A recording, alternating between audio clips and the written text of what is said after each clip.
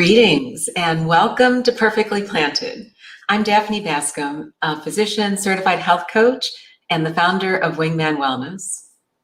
And I'm Besame Schering, also known as Veggie Best.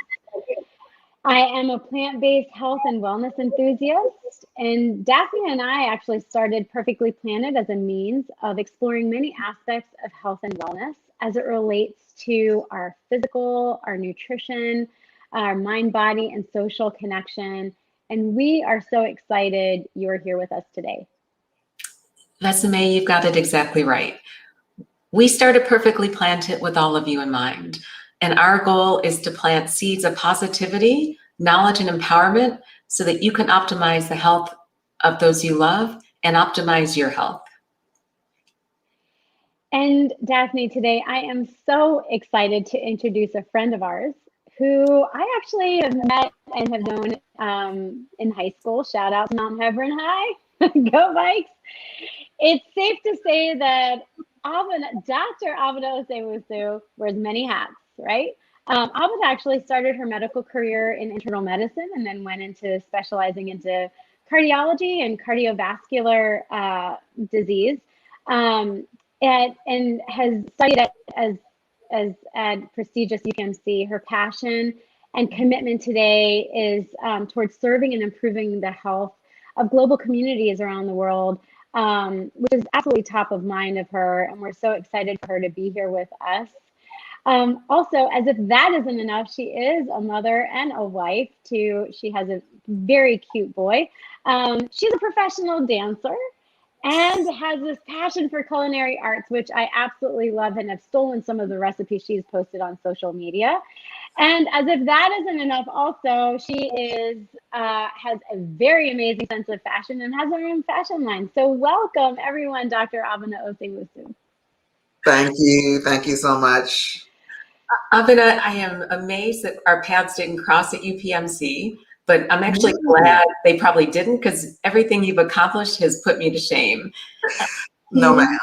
Can you Not tell at me all.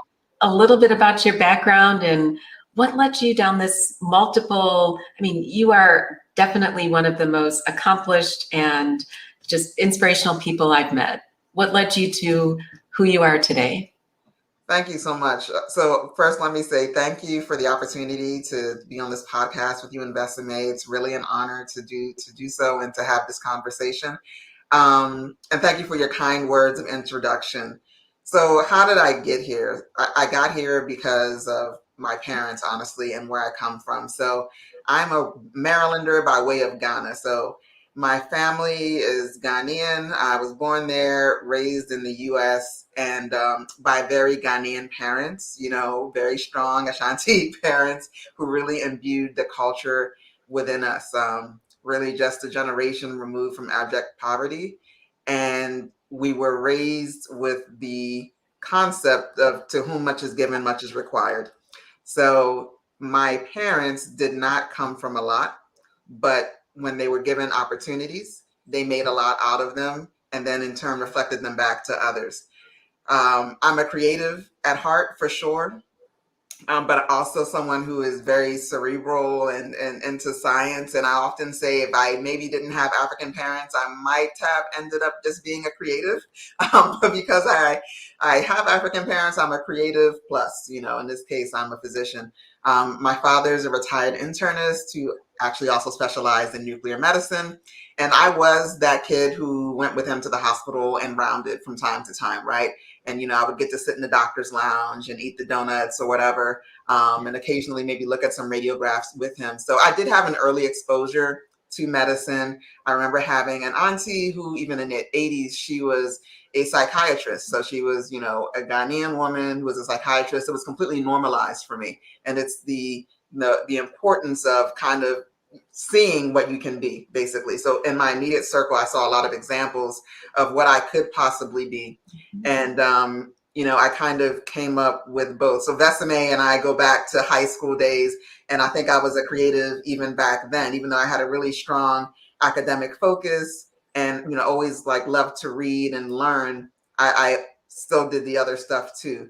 And as I got older, I really wanted to marry the passions between the science and humanity. So one of the lessons that I got from my dad, he taught me and really told me his own story. Sometimes when you're growing up with a parent, you kind of forget that they're humans as well, right? But, I remember him telling me about his journey and how he evolved as a man through medicine and how it had such a positive impact on who he became. And that was really intriguing to me. And, as I've gone through the journey, I really understand that.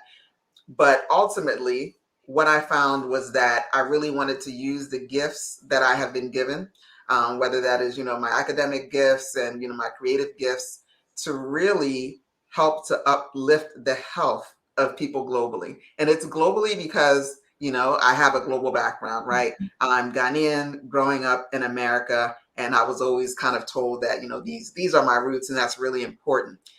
Interestingly, someone also told me that my middle name may mean global citizen, Afra. So that's really interesting. I didn't grow up knowing that. I just, knew I was named after my grandmother.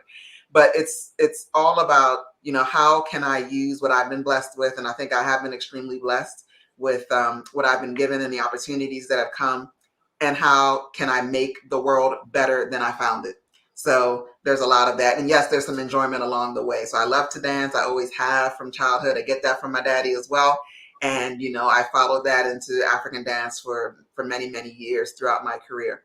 I started sewing actually in high school with a pillow project in home ec. And as I got older, I became, I learned more and more. I'm essentially self-taught, but it also became more practical that I'm not a standard shape. I'm curvy. I'm a little bit tall. I got a high waist. I got long arms and long legs, and a lot of standard sizes don't fit me well. And I come from a culture where people also get clothes made frequently, right? And it's your size and everyone looks great. So that also sort of influenced me to create more things that everyone can look good in and feel good about themselves with wearing. And to kind of reflect the joy in my clothing and reflect who I am in my clothing. My clothing is kind of reflective of my background. It's, kind of westernized, but with a strong African influence. So I don't know if I answered the full question, but but that's a little bit about, how I got to where I am and I guess my background to a degree. Well, I have to ask you a question because I'm sure everyone watching is probably wondering the same thing. Did you make the outfit that you have on today? Yes, ma'am. I sure did. So this was a make, and this has a funny story. This was like a mood fabrics pattern that was free. And if anyone watches, Project Runway, Mood is famous for that show. And this is my first time like using an online pattern, and I was super excited about it. And I made it, and it looked horrendous. Like the sizing was so bad. I put it down for I think like 2 months, and then one day I just said, I'm going to come back to it, and I reworked it so that it actually fit me. I changed the sleeves so it represented me, as you can see the wax print there, and it became something that I loved. And maybe it's kind of emblematic of life in terms of, sometimes you're giving things and don't quite fit, but you make them work for you. And that was definitely a Tim Gunn make it work sort of moment. And Abena, I just want to kind of connect a couple of things you said, and thank you for sharing that, because I think it's important. And one of the things that Vesame and I we're both aligned with is how do we give back to our communities? But you're a physician, you're a creative, you have an African background. How does that tie in with your interest in culinary arts, how you espouse to your patients what a healthy nutrition may be? How do you weave your background with your medical training? Because I don't know about you, I really wasn't trained on nutrition as a physician, but we know that food really fuels us and food is medicine. But what does that mean to you? Yeah, it's such an interesting question. I always say that maybe in a former life, I might have been like a cultural anthropologist because I think I've learned a lot about different sorts of people, different types of people, different countries, ethnicities through food. And that has kind of been a journey for me from a very young age. And maybe because I have a background that starts with a story outside of the US, it always intrigued me to learn more about others. When I was growing up, honestly, before my younger siblings came along, My mom did not really cook Western food, so we ate traditional Ghanaian foods, which typically can be quite healthy. We have really, in many ways, it's a diet that's quite plant-based, and then, people may add to it, but it's a pretty healthy diet. But we certainly kind of had a hankering for what our friends were eating, etc. At a young age, I was looking at Yan Can Cook and Paul Prudhomme and all these folks, learning about different food ways and experiences, and also seeing the tie through, right? The red line that's through so many experiences. And what's interesting is that it did help me when I was seeing patients to kind of pull on this knowledge, right? Because if I have a patient and let's say they had a heart attack and I ended up stenting them, they come to see me in the office, we're going to talk about everything. Of course, you're going to get put on appropriate medicines, but we're also going to talk about how you can change your life so that hopefully you never have an event again. Mm-hmm. And you need the cultural competency to understand where the patient is coming from. So if I had a patient from El Salvador, perhaps we're going to talk about maybe not eating pupusas anymore, right? Like you're going to have to cut back on those guys. And my patients really got a kick out of that I understood their cultural foods, right? And the ones that may not be healthy for them, or how to make healthier iterations of them. For my patients of a similar background, which is West African, yes, we could talk about, maybe cutting back on your palm oil consumption, or this particular type of red meat that you might really enjoy, etc. But I really did bring that knowledge. And then my own personal experience as someone, who became plant-based and, vegan in 1997, right? I could bring my story of, how I learned to adjust and modify and still enjoy food, and really use it as part of the therapy, right? So it's not just kind of like an ends to a means that you're eating food to simply get calories in, you're doing it begrudgingly, but that you're doing it with enjoyment and gusto, with the knowledge that it's also hopefully improving your health as well. So my background, it definitely informed a lot. And also I think having a lot of exposure to different types of people, not just through the TV, but also real life as a youngster. I really, in retrospect, touched a lot of different parts of the world. In my personal relationships, my parents' relationships, I got to see a lot that way. And it really helped later on in life. Abena, that's really interesting, and thank you for that. I think I wanted to go back. So you started plant-based in 1997. Talk to us a little bit about your journey and why. I mean, that was right into college, right?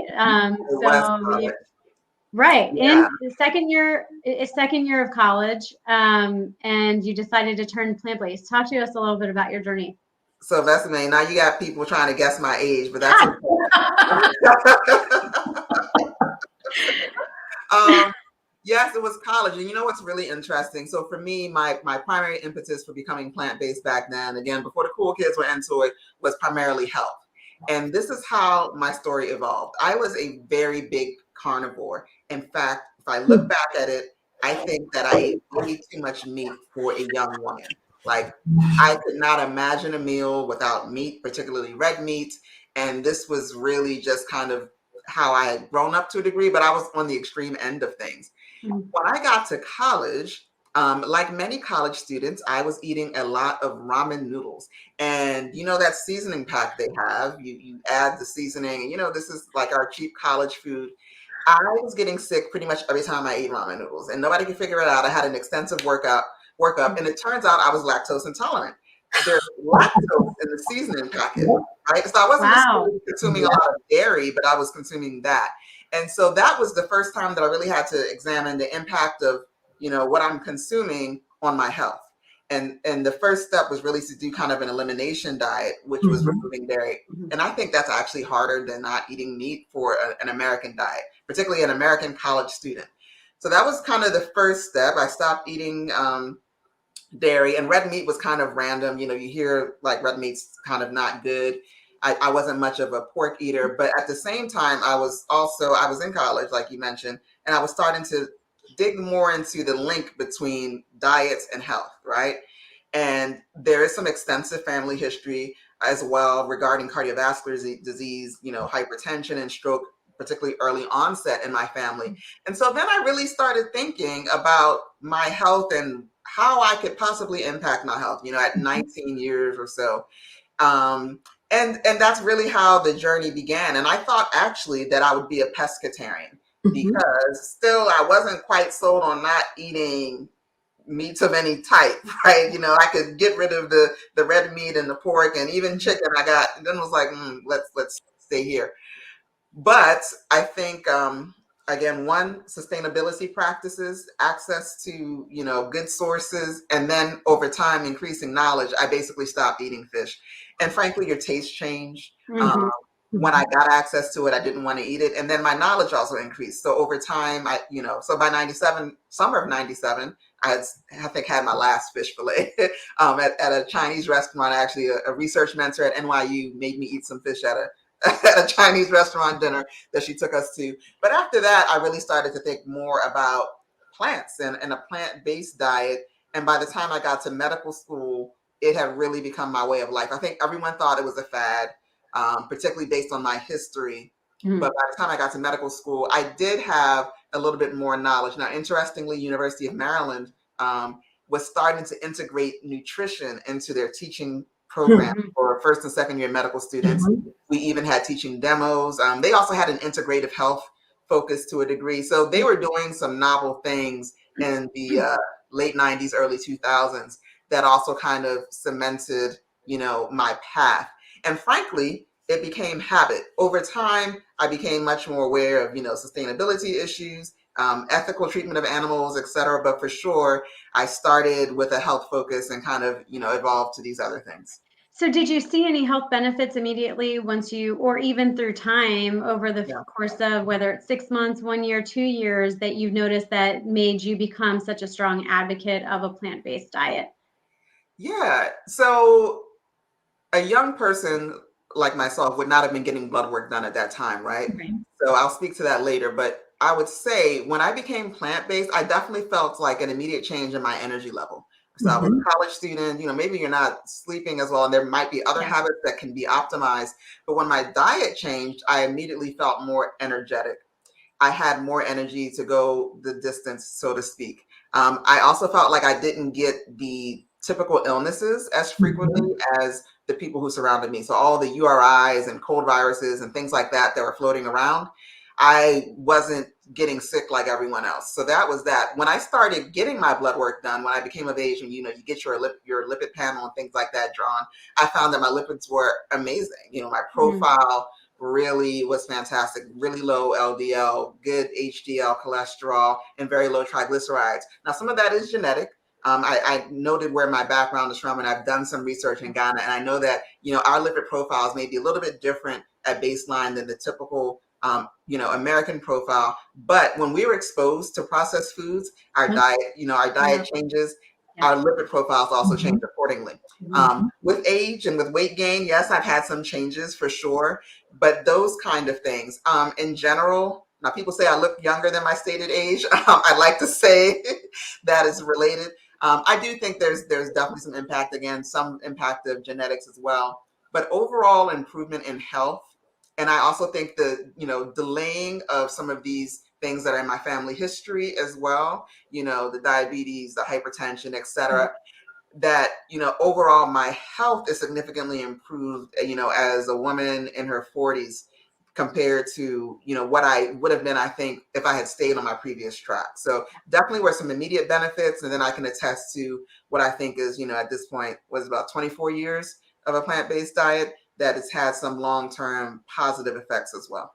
Now people are really adding up those years and getting their right. Anyway, we've already revealed ourselves, and we're in the same graduating class, so it's all out there now. it's you know what? I'm proud, and to be honest with you, I think that's the beautiful thing about growing older. I do feel like I'm at one of the best points in my life physically, and part of that is attributed to being on a plant-based diet. So I'm really proud of that. They can do the math, and I'm perfectly fine. In Abena, did you raise your children plant-based too? So that is interesting. So I have, you know, one son who's a toddler, and I married an omnivore. And let me say, he was less omnivore-ish when we were courting, right? He was during the courting side. But the long and short of it is no. And is it complicated? Yes and no. So my son is primarily plant-based. And I would say for a toddler, he has an amazing love of fruits, vegetables, and really, whole foods in general. He's the kid that will he wants to eat salad as a snack, or, he'll eat a lot of broccoli and cauliflower and a lot of things that when I see other children, I realize may not be usual. But he was born underweight and is, really thin for his size. So he's 98th percentile in height and like 49th or 50th or so. So he's on the thin side. And so I always thought a little bit about restricting his diet. As he has gotten older, I think the education and allowing him to make a choice will be important. But I think he's starting to understand mommy doesn't eat certain things, and he will question why. But at the end of the day, I do the primary cooking for the family most of the time. My husband's a great cook, but I do most of the cooking. And as a result, it's plant-based. And so I think he doesn't note that something is missing, for instance. But he is getting to the age where he's starting to see the difference. In a perfect world, I would maybe like to transition him more to the plant-based side of things. But there's also part of me that says, well, maybe allow him to kind of find his way. And then we also try to keep the marital peace. So that's part of it as well. But he's for sure, I would say maybe like 80% plus plant-based. And I mean, you make great points, especially with your kiddos. They'll see things at school and at the house when they go to visit their friends. And if you instill in them your values, they will make decisions that hopefully will allow them to make wise health choices too. Absolutely. Yep. And Abena, you mentioned your father a lot. And I mean, I know my dad was so important in my life, and I always am blessed to think about the people that helped me along my journey get to where I am today. Can you share with us who, it may be one person, maybe two people, but who helped aspire and who helped you raise you up to instill in you and help you become this beautiful woman you are? And can you share a little bit about that part of your journey with us?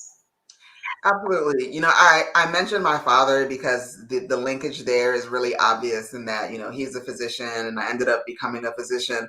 I definitely don't want to neglect my mother. So my parents have really similar backgrounds in terms of kind of coming from underprivileged settings and losing a parent very early in life, which, further compounds being in an under-resourced setting.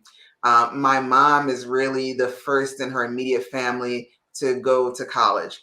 And she went to school again when she came here with 4 children in tow. I remember being on campus with her while she was registering for classes and doing this and that, and she was carrying all 4 of us around with her. So I definitely saw things in my mother as well, even if the message is subconsciously still pursue what you want, still go after your goals, despite life continuing on. And in this case, marriage and having children, one after the other, that you don't necessarily stop dreaming or trying to reach it. So she really taught me a lot without having an overt sit down to say, this is what you need to do as a woman and as an African woman in particular. Coming to the US and doing that with 4 children was massive. That was a huge example for me to see. And so many things, beyond that, right? Of course, she also did all the other traditional roles that she was expected in a very traditional, kind of West African household in many ways. And so kind of reaching further for sure was instilled in me early. I would also say I had a lot of support. So FSCAI knew me in high school, and I had a supportive group of friends. So I'm going to shout out the collective that we had that really normalized academic excellence, sisterhood, having a great time, and self-confidence, right? I had a great nucleus of people that really helped to propel me forward. But in my home, I had parents that really said I could do anything. If any idea that I came up with, they're like, okay, sure. I was supported in doing that. I was never told, well, that's a little too ambitious.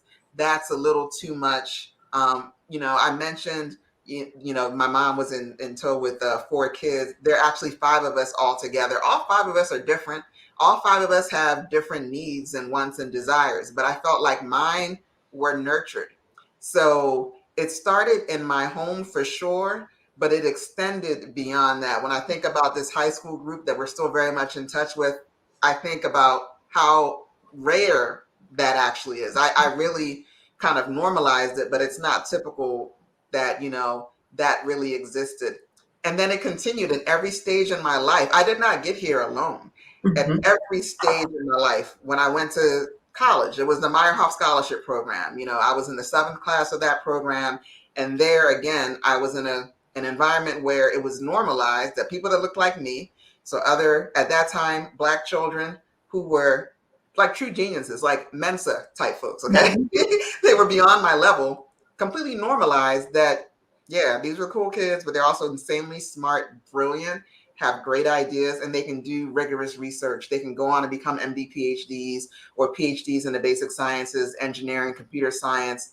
And that was what I was surrounding with. So when I got to medical school, again, I had another supportive group of people. Like I've always had a way of attracting people who are of like mind and who really can be mutually supportive. And, we cheer each other on. When one person is down, others will come and rally and lift them up, and then vice versa. And it's followed me literally to this day, that even in my current position, I still have that. People that I can turn to when things get rough that can help to refocus me. And then I do the same for them. So immense community support from the beginning, basically, is the answer to the question. Yeah.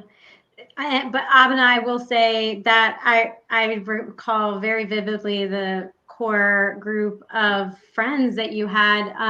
But I think that you attract what you want, right? And you are actually and I know you still are, a very strong leader and have that leadership qualities. And you've actually paved the way for so many as well, and have attracted this tribe that you're like, let's go, and I think that is definitely a great leadership quality of yours. But I do have to ask, with all your successes, there has to be a few character traits that you've kept consistent throughout your life. Mind sharing a few of those? A few character traits you said that I've kept consistent. This is interesting. I might have to reflect, in real time a little bit. This is a double-edged sword for me, being self-critical, right? And it's not necessarily a negative critique. It means, I think, mostly checking in. And that check-in is, am I doing what is aligned with, my values, my core values, etc. Can I be doing this better? Right.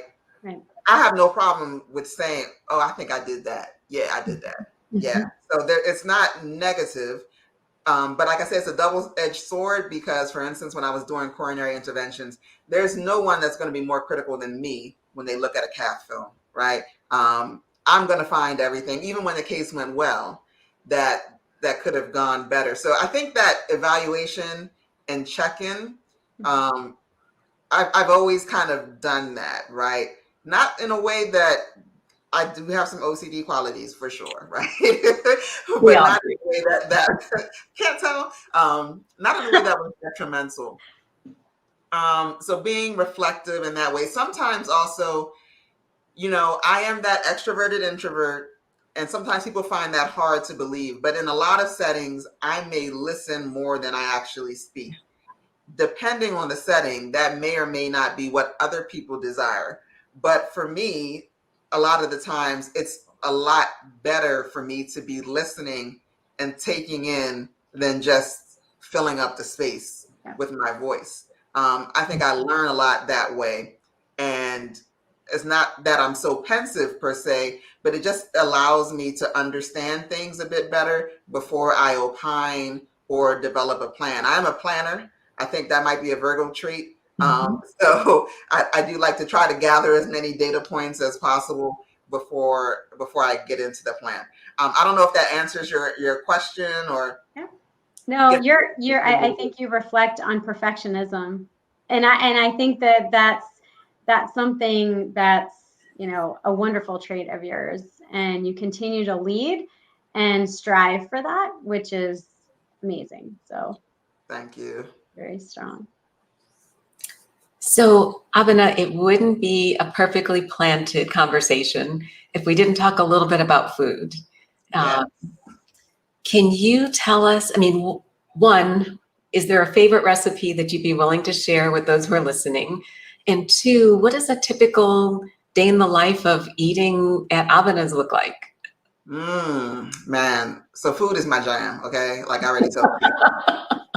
I'm a foodie. I love food, and that's why I have to live on this Peloton now, right? Because I figured the amount of calorie expenditure that's required to look kind of reasonable. Because I'm not going to stop eating. I'm not going to do low carb. I'm going to enjoy life. So my favorite recipes. Now, my favorite recipes are traditional Ghanaian food, I would say. And we don't really have recipes. We are intuitive cooks. I learned to cook when I was maybe 9 or 10 from my mom. And I think that day she actually did write things down so that I could follow them, but that was the only day she wrote things down, okay? Going from there, everything is kind of intuitive. I have been working on recording recipes because I understand there is demand and interest for people to learn more about West African cooking from countries like Ghana, Nigeria, Liberia, etc. But because of the nature of our cooking, sometimes that can be challenging. That said, my absolute favorite food, Ghanaian food, is abanquan. And what is abanquan? Abanquan is palm nut soup. This is not health food because of the fat content within palm, but I tend to reduce that when I cook. But it's the fruits of the palm tree. Palm oil folks, please don't come for me, because we West Africans have been eating palm fruits for millennia. And this is part of our traditional food. And this is, the antioxidant rich palm fruit pulp that is used to make a soup. And in my case, I really enjoy it with a rice ball. This is a pounded rice that is used to eat the soup with. I veganize it by using a variety of mushrooms. I might use 3 types or so. I love king oyster, traditional oyster, and maybe throw in some, like button or cremini or that type of mushroom, just to provide different textures depending on what's available. I throw in my okra, sometimes some baby spinach at the end, just to, brighten it up, because otherwise it can be a little bit monotone in color. But that is, do not disturb me. When I have my abanquan going on, don't call me, don't talk to me. Let me just focus on my food. But I will eventually develop a recipe for that can be shared. I've shared me making it on social media, but not the actual recipe points. A favorite recipe in the home, particularly because of my son, he really loves pasta. I have been trying to become more whole food plant-based because, like I said, I've been vegan for 24 years, but there's levels to this, right? There's vegan and there's vegan. You can be a junk food vegan for sure. Exactly. Or you can, be much more whole food plant-based. So this is a recipe that actually came from Isa Chandra Moskowitz's book. It's her most recent book, and I'm blanking on the title right now, but it's a lentil walnut Bolognese sauce. And I love it because it packs the lentils, protein and fiber content. It brings in the fats, the good fats from walnuts in there. And I stopped buying jar sauces, many years ago. I typically make my own sauce, but there was a time where I was using more of the processed products to bring in protein, etc. But I love this because it's whole food, plant-based, and my kid eats it up. So that on top of whatever form of pasta is fantastic. He's also a big fan of my shepherd's pie, which is typically lentil and mushroom based. Sometimes I may add in a meat alternative, but the lentil and mushroom base for this shepherd's pie is really fantastic. And the day in the life, I'm not a big breakfast eater. If I do want to have something early in the day to break my fast, I do fasted exercise, and late morning, early afternoon, I might break my fast with some fruits, whatever is seasonal. And then I tend to have my heaviest meal during lunchtime. Today, that was some Ghanaian food. That was wachi. Wachi is a rice and beans dish. So rice and black eyed peas cooked together with some flavorings. The stalk of the millet plant actually gives the flavor, antioxidants, etc. for that dish. and with some plantain. Yeah, it was jamming. Yum, yum. Something lighter for dinner. And I love dessert. But I told you we could do this all day. We could have had I was gonna say, keep it going. But I would love for you to share some of your recipes. I know that some of them aren't documented, but what are, we would love to post them after this broadcast so some of our viewers can enjoy as well. So, also, Perfectly Planted, it wouldn't be an episode unless we plant seeds of positivity and gratefulness. And so we always like to reflect on what we're grateful for to just have that right mindset. So would love to understand and learn what you're most grateful for today. Wow. So I will say that I don't look like what I've been through. My birthday is next week. And I would say 10 years ago, around this time, I was actually in the hospital. And I was hospitalized for a long period of time. And I went through a lot of things. I'm grateful for my health because, like I said earlier during our discussion, I feel like this is amongst one of the healthiest times in my life, even though I'm significantly older. I feel great. I feel fantastic. And that is a gift, to kind of come through some of the circumstances that I've come through health-wise and to land where I have landed today. I'm extremely grateful for that. I'm grateful for family. I'm blessed to have a son and to have a husband. I had my son late in life. That was not a guarantee. In fact, was told that it might be very challenging for me to do so. I'm grateful for my family. I was able to reconnect with my siblings, some of my siblings over the weekend, and some of my extended family. And I'm just grateful to have people, people who will say, that Abena, that's my person. I'm just grateful, to kind of have been brought through another year. We've had floods recently where some people did not make it through the flood, that my family made it. We might have structural damage, but we still have each other. So in general, I wake up every day being grateful for life and for my life, and then all the blessings that I have in this, happy life of mine, including my family and my loved ones. Love that. Also, you mentioned a couple of things earlier on in the broadcast, and maybe there are some life lessons quotes that you like to reflect on during the more challenging times. Do you have any of those that you would like to share with us today? Specifically, any specific quotes? I think you may have referenced one early on. So yeah, one of the first ones that I mentioned was, to whom much is given, much is required. And that really has been something that has followed me in really every stage of life, whether it was high school, medical school. When I was a fellow training in Pittsburgh, Daphne, for instance, we noticed that there was a big need for cardiologists for underserved populations in Pittsburgh. And we set up a clinic to do that. And I was, co-leading that project. To whom much is given, much is required. I am very blessed. I realize that. I won't say that I live a charmed life, but I think my life is so much more than I ever could have imagined it would have been as a 17 or 8-year-old. And how do I pay that forward? How do I make this place better than what I found it, right? I want a legacy that touches people in a meaningful way, right? Not just billboards and accolades. How did I make lives better? How did I make places better? That's kind of, what guides me in terms of, how I move forward in life. Of course, hopefully moving with love and intention while doing so. And really trying to uplift people. Of course, we know that there are disadvantages, people that look like myself, whether they're here or in other parts of the African diaspora, we face a lot of challenges. And what can I do to also uplift people who are underserved, underappreciated, undertreated, when it comes to medicine, to help to improve their lives? Those have kind of been guiding principles that I've been able to apply in various settings, whether it's direct healthcare, whether it's leading drug development, that, hopefully I'm doing the right thing. And if I stay within those parameters, typically I don't get lost. And Abena, I am grateful that Vesame introduced us. Thank you so much for joining us today. It has been a pleasure getting to know you, and I'm sure everyone listening will feel the same way. If anyone if anyone would like to get in touch with you, are you on social media at all? Do you have a website? Or if they want to buy this beautiful outfit that you have on? Yes, ma'am. I'm on the social medias. Begrudgingly, I got an Instagram account some time back, but you can find me on Instagram to kind of stay up to date with me and see some of what I'm cooking and occasionally some recipes. I'm at Doc Abena. That's Doc_Abena.